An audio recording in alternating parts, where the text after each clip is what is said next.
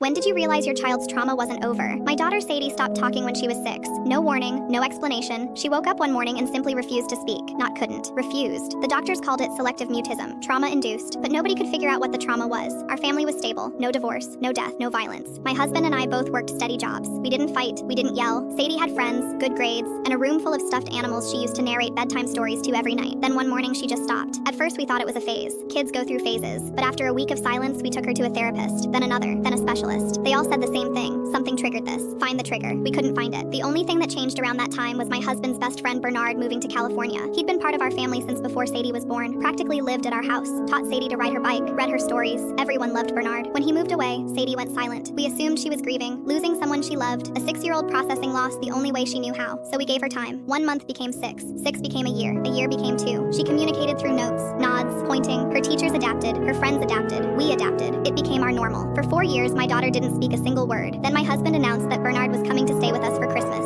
First time in 4 years. That night, Sadie came into my room at 2 a.m. She hadn't been in my room since before she stopped talking. She stood by my bed until I woke up, and then she spoke. Don't let him come back. 3 words. Her voice sounded like sandpaper, like something that hadn't been used in years, because it hadn't. I sat up so fast I almost knocked her over. Sadie, you're talking? She was shaking. Not the cold kind, the scared kind. Please don't let him come back. Who? Bernard? She flinched at his name like I'd slapped her. My whole body went cold. That's when I knew. The next morning I tried to convince my husband to cancel the visit. I didn't tell him what Sadie said. I wasn't ready. I needed to be sure. I just said I had a bad feeling. He laughed. You've always been overprotective. I said Sadie seemed upset about it. He shook his head. She probably just doesn't remember him. She was so young when he left. She locked herself in her room when you told us. She's 10. Everything is dramatic at 10. I tried a different approach. What if having him here is too much change for her? The therapist said routine is important. His face hardened. Bernard is family. He's been looking forward to this for months. I'm not canceling because of a hunch. That night, Sadie slid a note under my door. She was back to not talking, but the note said everything. He told me no one would believe me. He was right. I sat on my bathroom floor and held that note until my hands went numb. The next morning, I took Sadie to her therapist, alone, without my husband. I showed the therapist the note. She read it and closed her eyes. Has she said anything else? She spoke for the first time in 4 years. She said, don't let him come back. Then she went silent again. Who is him? My husband's best friend, Bernard. He used to babysit her. He moved away the same week she stopped talking. The therapist wrote something down. Then she looked at me. I need you to understand something. If this is what it appears to be, your daughter has been carrying this alone for 4 years.